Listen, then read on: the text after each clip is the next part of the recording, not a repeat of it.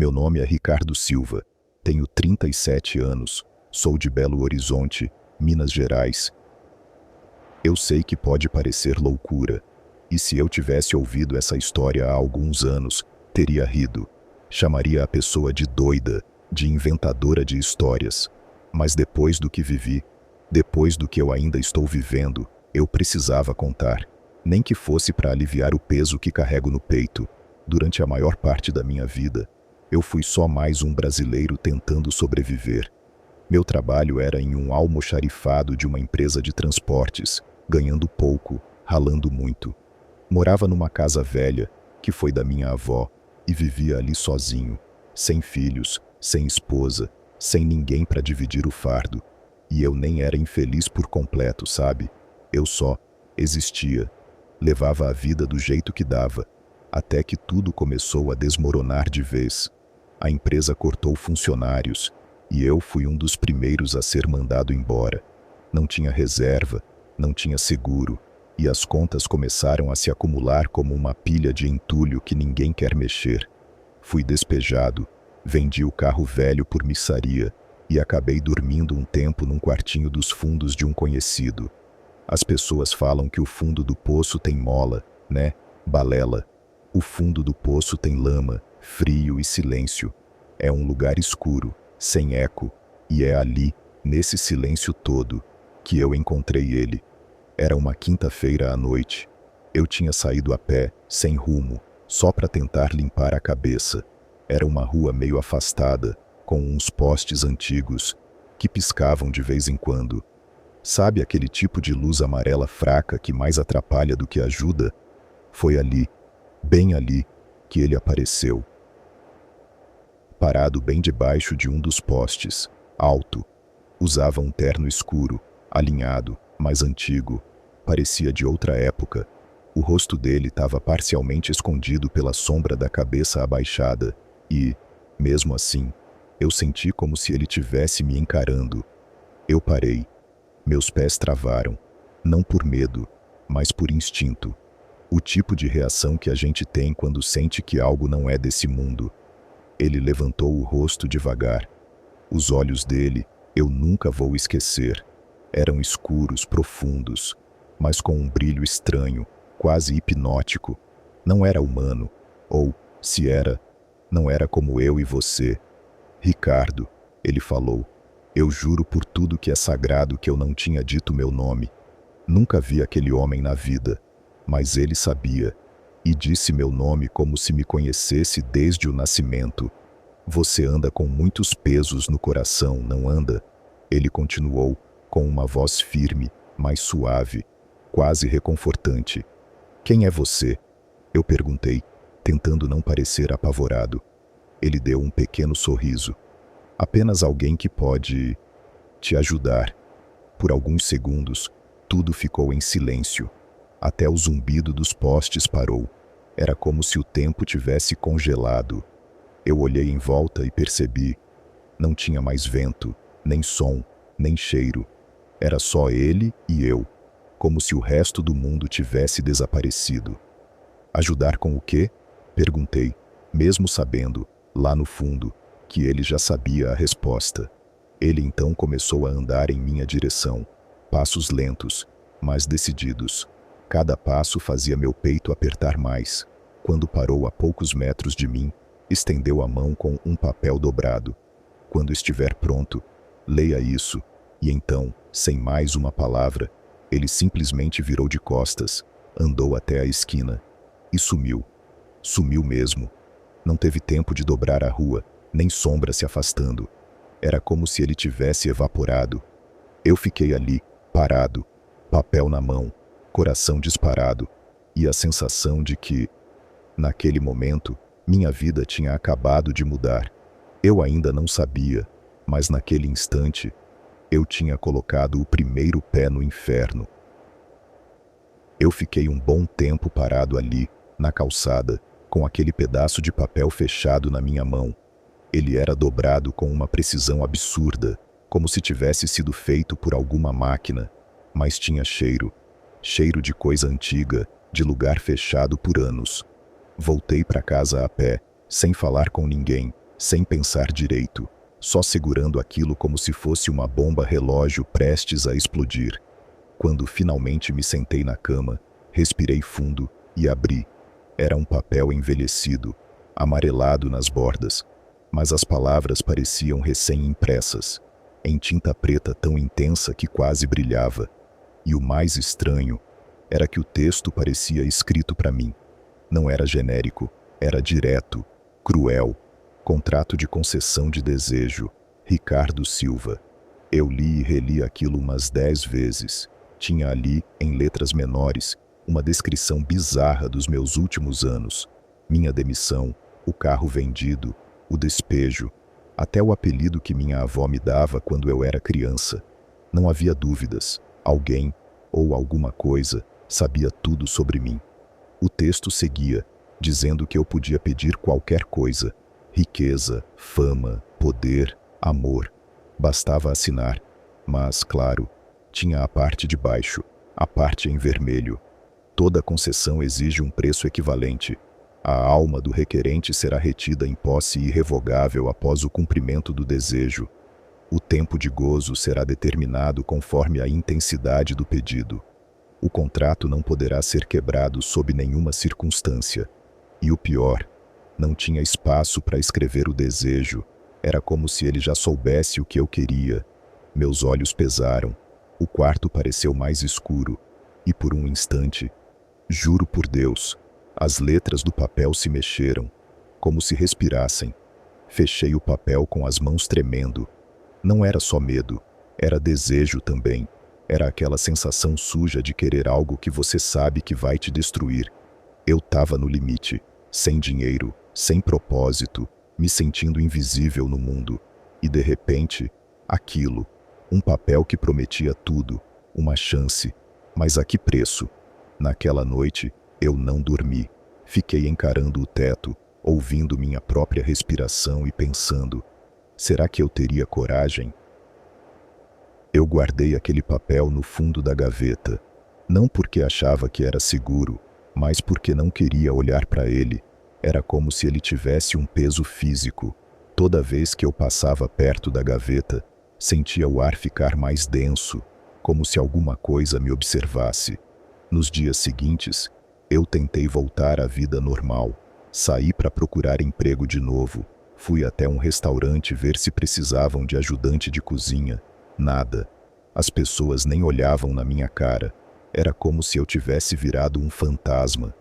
Voltei para casa num fim de tarde e algo me fez abrir a gaveta de novo. O papel ainda estava lá, mas diferente. Tinha uma marca de dedo em vermelho na parte de trás, como se alguém tivesse encostado ali com a ponta de um dedo ensanguentado. Foi quando me deu o estalo. Eu precisava me livrar daquilo. Saí correndo com o papel na mão.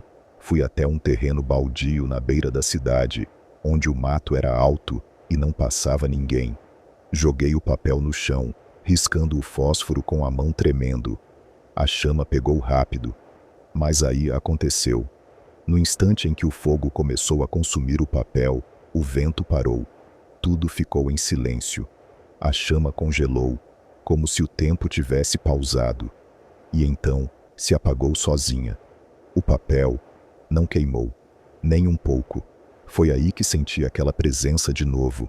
Quando me virei, ele estava lá, de pé, no meio do mato, com aquele mesmo terno, como se tivesse saído de um filme antigo. Só que dessa vez, ele estava sorrindo. Um sorriso leve, mas carregado de certeza, como se já soubesse que eu ia ceder. Não adianta, Ricardo, ele disse calmamente. Isso não é algo que você pode simplesmente apagar. Eu não quero isso, eu respondi com a voz embargada. Eu não quero vender minha alma. Mas você já quis, não foi? Ele rebateu. Naquela noite, quando abriu o papel, você desejou, sentiu a chama acender dentro de você. Eu fiquei em silêncio. Ele estava certo, eu tinha sentido. Todos os seus sonhos, tudo o que você sempre quis, está a um passo. Ele se aproximou. E você sabe que ninguém mais vai te dar essa chance. Ele estendeu a mão de novo. Nela, o papel, intacto. e os olhos dele queimavam, não de raiva, mas de algo pior, certeza absoluta. Eu dei um passo para trás, meu corpo tremia, mas a voz dele continuava ecoando dentro da minha cabeça. A vida já te abandonou, Ricardo. Eu só estou te oferecendo o que é seu por direito. Aquele papel parecia mais quente agora, e por um segundo, eu senti o gosto do que seria ter tudo. O apartamento dos sonhos, o carro importado, as viagens, o respeito. Eu fiquei parado diante dele, com o papel tremendo nas mãos e a alma pesando mais que meu corpo inteiro. O homem me olhava com aquele semblante calmo demais, como se estivesse apenas esperando o óbvio. Eu pensei na minha infância, na minha avó rezando por mim antes de dormir. Pensei na primeira vez que sonhei em ser alguém. Pensei na última lágrima que minha mãe derramou por me ver fracassando. E aí, pensei no vazio que era abrir a geladeira e ver só uma garrafa d'água, no silêncio da casa, na conta de luz vencida. O desejo venceu. Tá bom, eu aceito. Ele sorriu, não como quem comemora, mas como quem confirma um destino inevitável. Muito bem, Ricardo. O tempo ao redor pareceu desacelerar. As luzes dos postes no terreno começaram a piscar devagar, como se o mundo estivesse respirando ao contrário. Ele tirou uma caneta do bolso. Não uma qualquer. Era dourada, com detalhes entalhados, e exalava um cheiro estranho, algo entre incenso e enxofre. Assine aqui, ele disse apontando a linha no final do contrato. Minhas mãos tremiam, a ponta da caneta encostou no papel e ela se moveu sozinha. Eu juro, não fui eu que escrevi meu nome. Era como se algo tivesse tomado meu braço, como se minha alma tivesse cedido antes mesmo da tinta secar. Quando o último traço do meu sobrenome foi concluído, ouvi um estalo no ar, como um trovão abafado. O papel brilhou por uma fração de segundo, e depois sumiu. Evaporou diante dos meus olhos. O homem guardou a caneta, me encarou. O que você pediu será dado. Aproveite, Ricardo, seu tempo é precioso. E então ele desapareceu. Não caminhou, sumiu, como se nunca tivesse estado ali. Fiquei ali, sozinho no meio do terreno, sem saber se ria ou chorava. Me sentia leve, mas não era leveza. Era como se algo tivesse sido arrancado de mim. Voltei para casa naquela noite em silêncio. No caminho, recebi 3 mensagens no celular. Uma era de um número desconhecido me oferecendo uma vaga de emprego com salário absurdo. A segunda, de um advogado dizendo que eu tinha sido incluído num inventário milionário de um parente distante. A terceira era um e-mail de uma produtora de São Paulo. Diziam que haviam encontrado meu currículo antigo e queriam me contratar. Tudo tinha mudado, em poucas horas. Eu olhei para minhas mãos, ainda trêmulas, e percebi. O pacto tinha dado certo. Eu não sei dizer quando foi que tudo mudou de verdade. Só sei que aconteceu rápido.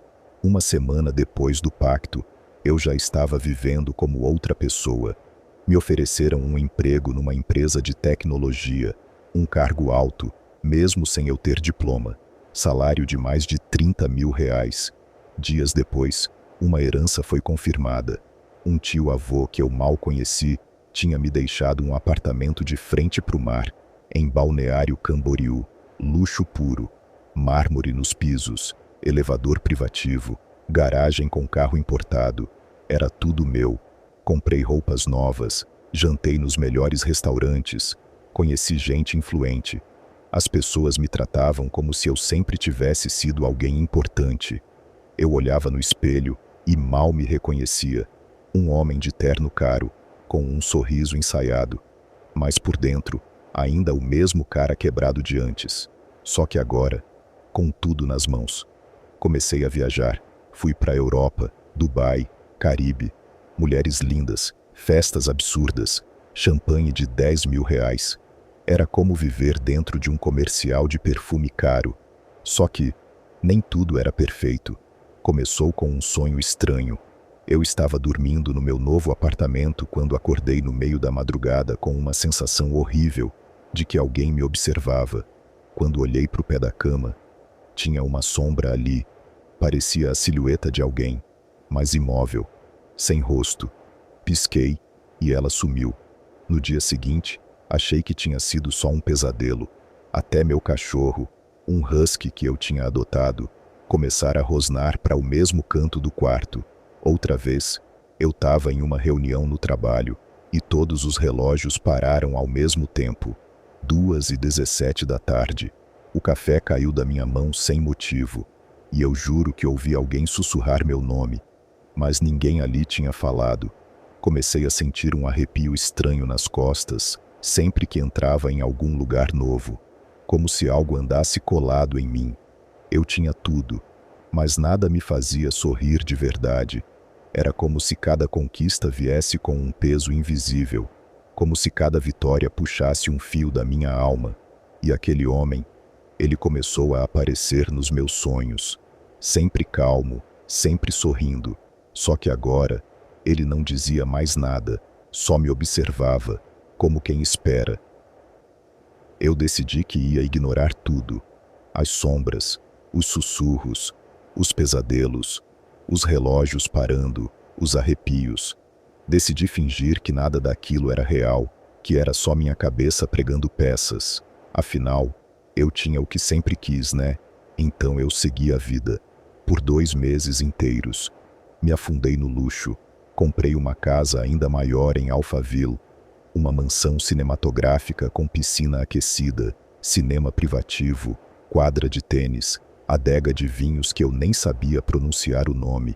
Conheci uma mulher maravilhosa, linda, inteligente, engraçada. Comecei a acreditar, por um breve momento, que talvez tudo aquilo não tivesse acontecido de verdade, que aquele contrato, aquele homem, fosse só uma alucinação causada pelo desespero. Até que numa noite qualquer, depois de um jantar com amigos, eu entrei na minha casa e encontrei ele sentado no sofá da sala. Ricardo, que bom te ver. A taça de vinho que estava na minha mão caiu e quebrou no chão.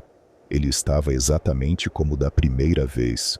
Elegante, calmo, como se tivesse todo o tempo do mundo. O ambiente ficou gelado. Eu travei. O pânico me paralisou. Achou que eu tinha esquecido?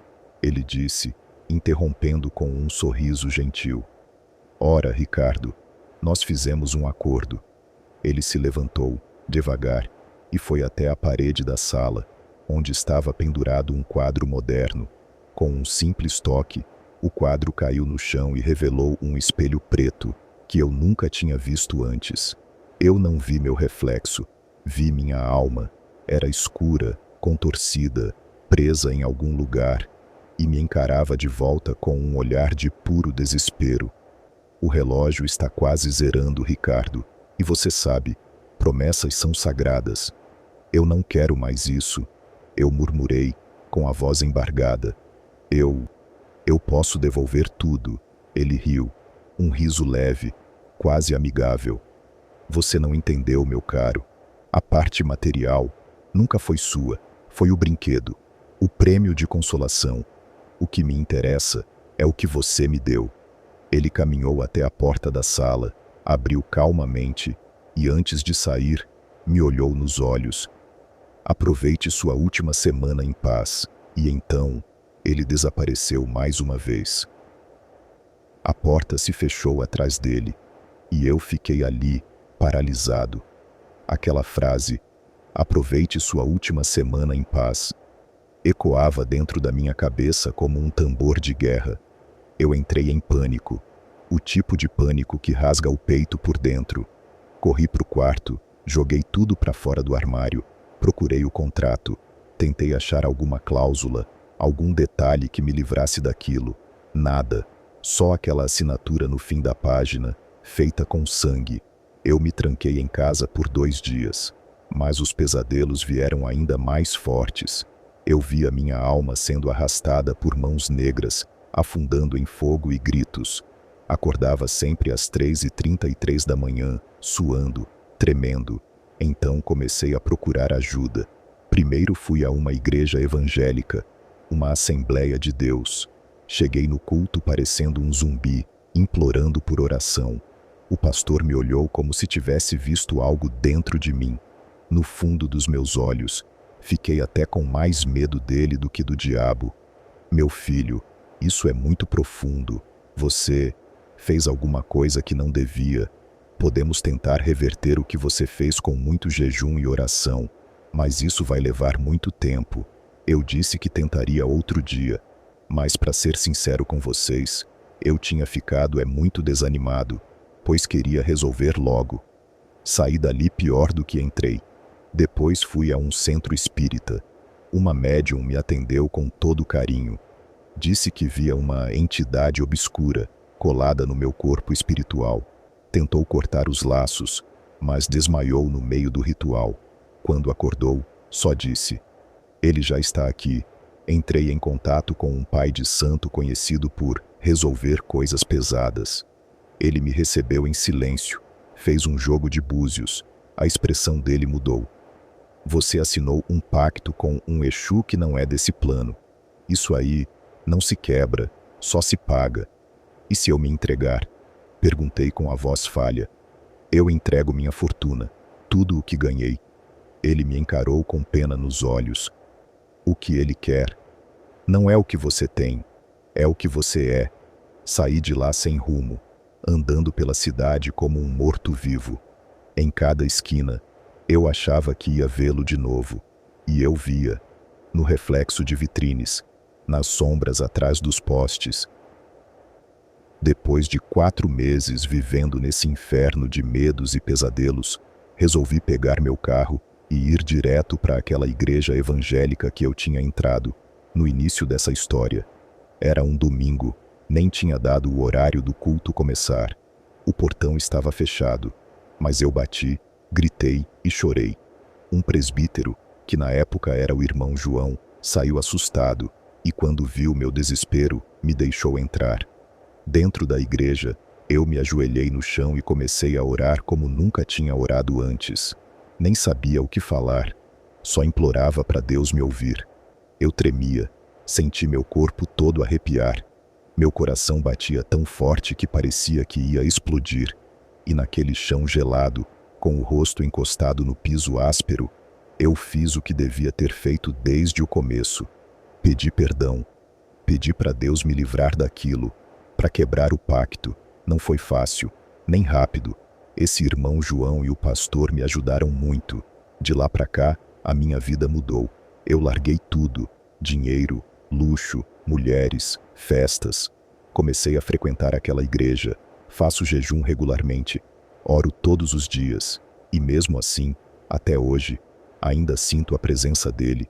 Ainda tenho pesadelos, pesados reais. Às vezes acordo com o corpo paralisado, ouvindo alguém chamar meu nome. Outras vezes, sinto que tem alguém no meu quarto, me observando. Mas uma coisa eu aprendi, e é por isso que estou mandando esse relato.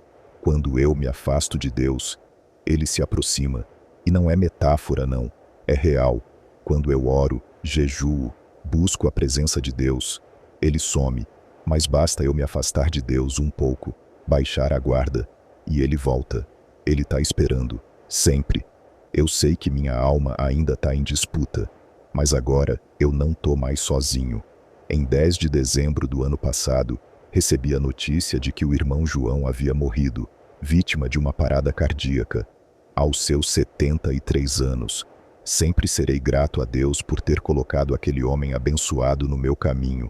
Eu termino esse relato dizendo que o preço de um pacto é muito alto. Eu ganhei muito, é verdade. Mas quando ele viesse me cobrar, bom, eu poderia não estar aqui, contando essa história com vocês. Não vale a pena. Orem por mim e pela minha família, para que nós possamos seguir sempre nos caminhos de Deus, pois temo o que possa acontecer caso desviamos.